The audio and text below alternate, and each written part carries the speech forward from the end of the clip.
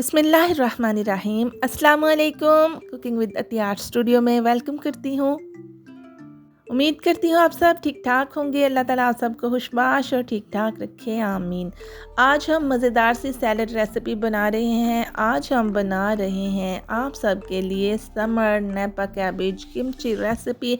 बहुत ही टेस्टी होती है, बहुत ही इसका जायका अच्छा होता है। बहुत सी डिशेस के साथ हम इसे सर्व कर सकते हैं और खा सकते हैं और इसके जायके से लुत्फ़अंदोज़ हो सकते हैं।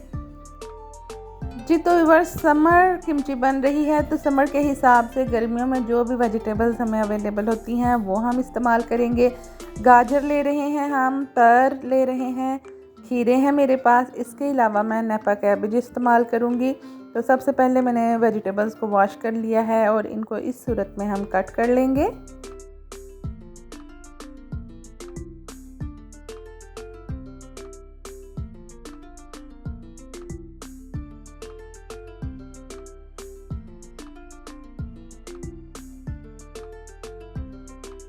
जी तो माय यूट्यूब फैमिली, आप देख रहे हैं कि सब्जियां जो हैं वो मैंने कट कर ली हैं स्लाइसेस की सूरत में, क्यूब्स की सूरत में, और इनको मैं अब रेडी करूंगी। इनकी हम मिक्सिंग कर लेंगे।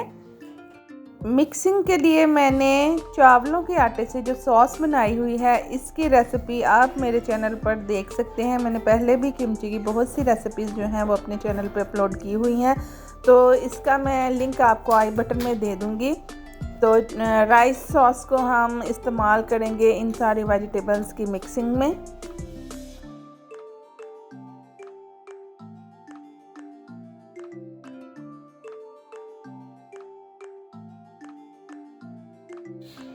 राइस सॉस के अंदर मैंने chilli sauce, soya sauce, oyster sauce जो है और थोड़ा सा सिरका ऐड कर लिया है और इसको हम मिक्स कर देंगे और इन सारी वेजिटेबल्स के ऊपर इस सॉस को हम डाल देंगे।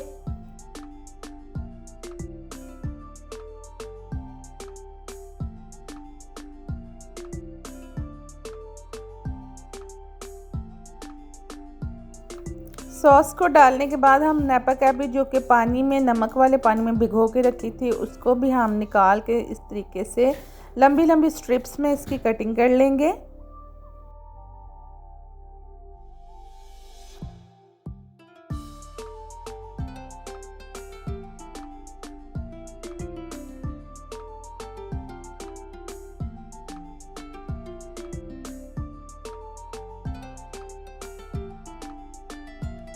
कुकिंग विद अतियार स्टूडियो पे आज सीख रहे हैं summer Nipah cabbage kimchi recipe. तो अब हम इन सारी वेजिटेबल्स को मिक्स कर लेंगे अपने राइस सॉस के अंदर। व्यूअर्स, ये खाने में ना सिर्फ बहुत ही टेस्टी होती है बल्कि ये बहुत ही हेल्दी होती है। इसमें बहुत सा फाइबर होता है। जो लोग अपनी फ़ैट की वजह से बहुत ज़्यादा परेशान हैं उनके लिए ये बहुत ही आजमूदा नुस्खा है कि आप लोग इसको लंच में, डिनर में आप इस्तेमाल कर सकते हैं। इस सैलड को इस्तेमाल करने से आप लोग अपना वेट जो है वो लूज़ कर सकते हैं। इसके अलावा ये बहुत ही हेल्दी है, बहुत ही मज़ेदार। हमारी नेपा कैबेज किमची जो है वो तैयार हो चुकी है और अब हम इसको एक एयर टाइट टिफ़िन के अंदर लॉक करेंगे। मैक्सिमम ये 3-4 दिन में रेडी हो जाती है। इसको हम सिंपली फ्रीज़र के अंदर रख देंगे और फिर हम हस्बे ज़रूरत इसको अपने डेली रूटीन में इस्तेमाल कर सकते हैं। इसको हम तमाम रेसिपीज़ के साथ शेयर कर सकते हैं, सर्व कर सकते हैं और इसको हम मज़े से खा सकते हैं।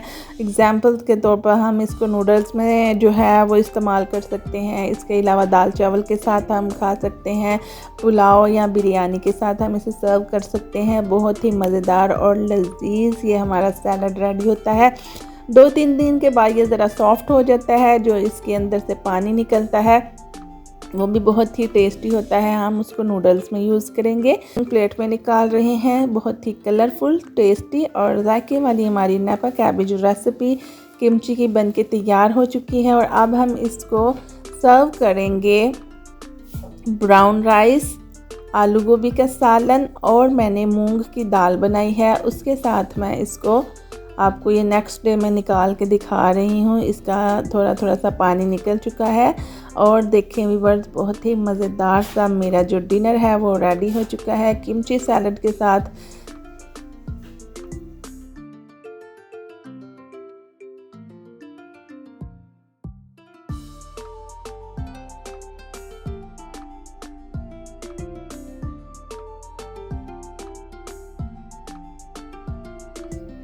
समर हेल्दी नपा कैबिज किम्ची रेसिपी को हम डिफरेंट तरीके से इस्तेमाल कर सकते हैं। हम इसको डिनर में, लंच में या सिंपल विदाउट किसी खाने के भी हम इसको खा सकते हैं।